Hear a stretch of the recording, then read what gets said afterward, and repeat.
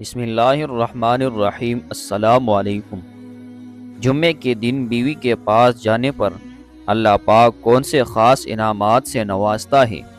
جمعے کے دن غسل کرنا نبی پاک صلی اللہ علیہ وسلم کی سنت ہے، جیسا کہ آپ صلی اللہ علیہ وسلم کا فرمان ہے کہ جب تم میں سے کوئی جمعے کے لیے آئے تو اسے چاہیے کہ غسل کرے۔ یہ حدیث متفق علیہ ہے۔ معلوم ہوا کہ جمعے کی نماز میں شرکت کرنے والے ہر بالغ شخص پر غسل کرنا، صاف کپڑے پہننا اور خوشبو لگانا مستحب ہے، اور اس کے مستحب ہونے میں کوئی اختلاف نہیں۔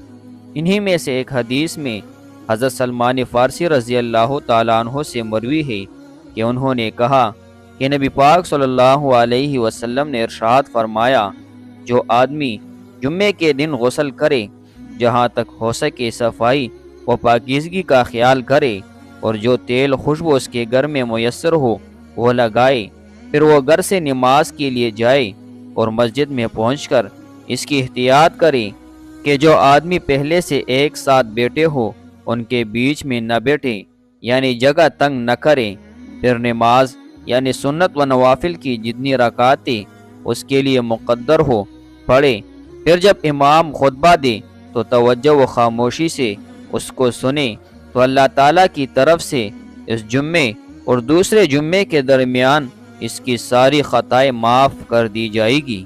تو معلوم ہوا کہ جمعے کے دن جہاں باقی اعمال کا درس ہے، وہیں پر جمعے کے دن غسل کا بھی درس دیا گیا ہے، اس لیے جمعے کے غسل کو سنت کا درجہ دیا جاتا ہے، اور بعض حضرات اس کو واجب کا درجہ دیتے ہیں۔ ایک معروف حدیث ہے کہ جو شخص جمعے کے دن وضو کرے تو یہ کافی ہے، لیکن جو غسل کرے تو غسل افضل ہے۔ اسی طرح کی ایک اور احادیث آئی ہے جن میں آپ صلی اللہ علیہ وسلم نے غسل کا حکم دیا، اور جب حضرت عمر بن خطاب رضی اللہ تعالیٰ عنہ کو بھی یہی بات سمجھ میں آئی کہ جب وہ جمعے کے دن خطبہ ارشاد فرما رہے تھے، اس کے دوران حضرت عثمان بن عفان داخل ہوئے، تو حضرت عمر نے اپنا خطبہ کاٹ کر حضرت عثمان سے لیٹ آنے کا سبب پوچھا، تو انہوں نے فرمایا کہ میں نے اذان سنی اور فوراً وضو کر کے مسجد میں آ گیا۔ حضرت عمر فرمانے لگے کہ صرف وضو، جبکہ میں نے تو رسول اللہ صلی اللہ علیہ وسلم سے سنا ہے کہ جو شخص جمعے کی نماز کے لیے آئے وہ غسل کرے۔ اس طرح سے حضرت عمر کا تمام لوگوں کے سامنے حضرت عثمان پر اس کا انکار کرنا یہ معلوم ہوتا ہے کہ جمعے کے دن غسل فضیلت والے اعمال میں سے ہے کہ جن کے چھوڑنے پر گناہ نہیں ہوتا۔ اس ساری بحث کا مقصد یہ تھا کہ آپ کو جمعے کے دن غسل کی اہمیت معلوم ہو جائے، اور یہ معلوم ہوا کہ جمعے کے دن ثواب کی نیت سے غسل کیا جائے، اور چونکہ اس کی متعدد احادیث میں تاکید ہے اسی لیے اس کو سنت سمجھ کر کرنا چاہیے۔ یہ حکم تو عام ہوا جس میں شادی شدہ اور غیر شادی شدہ سبھی شامل ہے۔ جمعے کا غسل جنابت ہی ہونا چاہیے۔ تو اس سے متعلق ایک روایت ہے کہ حضرت ابو ہریرہ رضی اللہ تعالیٰ عنہ سے روایت ہے کہ انہوں نے کہا کہ رسول اللہ صلی اللہ علیہ وسلم نے فرمایا، کیا تم میں سے کوئی عاجز آ گیا ہے کہ وہ اپنی بیوی سے ہر جمعے کو جماع کرے، اور اس کے لیے 2 اجر ہے، ایک اجر اس کے لیے اپنے غسل کا ہے اور دوسرا اجر اس کے بیوی کے غسل کرنے کا اجر ہے۔ محترم ناظرین، غسل میں 3 چیزیں فرض ہیں، ان کے بغیر غسل درست نہیں ہوتا، آدمی ناپاک رہتا۔ اس طرح کلی کرنا کہ سارے منہ میں پانی پہنچ جائے، ناک میں پانی ڈالنا جہاں تک ناک نرم ہے، سارے بدن پر پانی پہنچانا، ان 3 چیزوں کے علاوہ باقی چیزیں سنت ہے، ان کے کرنے سے ثواب ملتا ہے، اور اگر نہ کرے تو بھی غسل ہو جاتا ہے، مگر سنت کے موافق نہیں ہوتا۔ غسل کرنے کا مسنون طریقہ درج ذیل ہے۔ غسل کرنے والے کو چاہیے کہ پہلے گھٹوں تک دونوں ہاتھ دھوئے، پھر استنجا کی جگہ دھوئے۔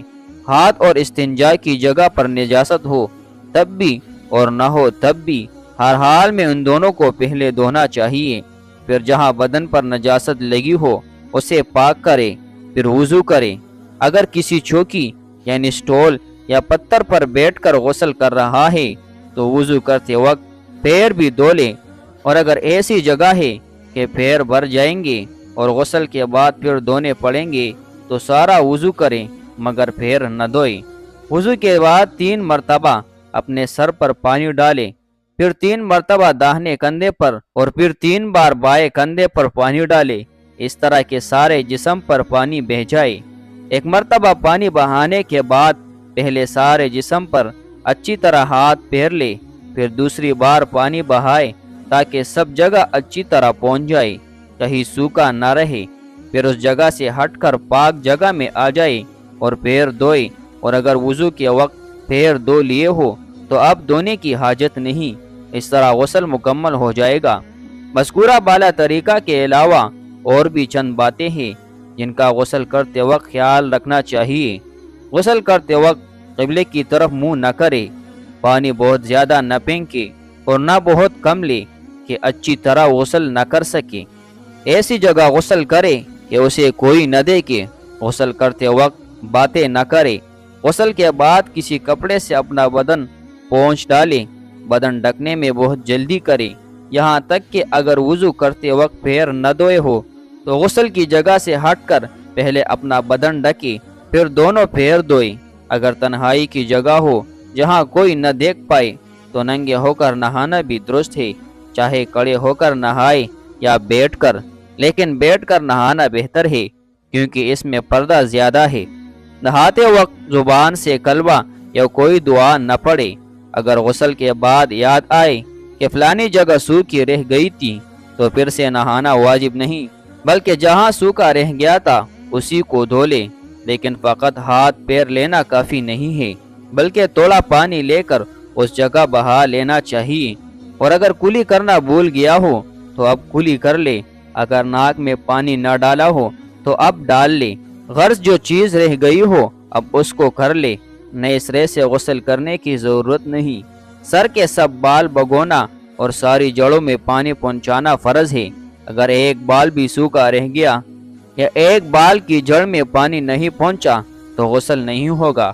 البتہ خواتین کے بال اگر گندے ہوئے ہو تو بالوں کو بھگونا معاف ہے، لیکن سب جڑوں میں پانی پہنچانا فرض ہے، ایک جڑ بھی سوکھی نہ رہنے پائے۔ اور اگر بغیر بال کھولے سب جڑوں میں پانی نہ پہنچ سکے تو بال کھول ڈالے اور بالوں کو بھی بھگو دیں۔ انگوٹھی، چلے وغیرہ بہتر ہے کہ اتار کر غسل کریں، البتہ اگر انگوٹھی چلے پہنے ہو تو انہیں خوب ہلا لیں تاکہ پانی سوراخوں میں پہنچ جائے۔ اسی طرح خواتین نت اور بالیوں کو خوب ہلائیں، اور اگر بالیاں نہ پہنے ہو تب بھی سوراخوں میں پانی ڈال لیں، ایسا نہ ہو کہ پانی نہ پہنچے اور غسل صحیح نہ ہو۔ کان اور ناک میں بھی خیال کر کے پانی پہنچانا چاہیے، پانی نہ پہنچے گا تو غسل نہ ہوگا۔ پیارے دوستو، دعا ہے کہ اللہ تعالی ہم سب کو اس پر عمل کرنے کی توفیق عطا فرمائے اور ہم سب کو شریعت کے مطابق زندگی گزارنے کی توفیق عطا فرمائے۔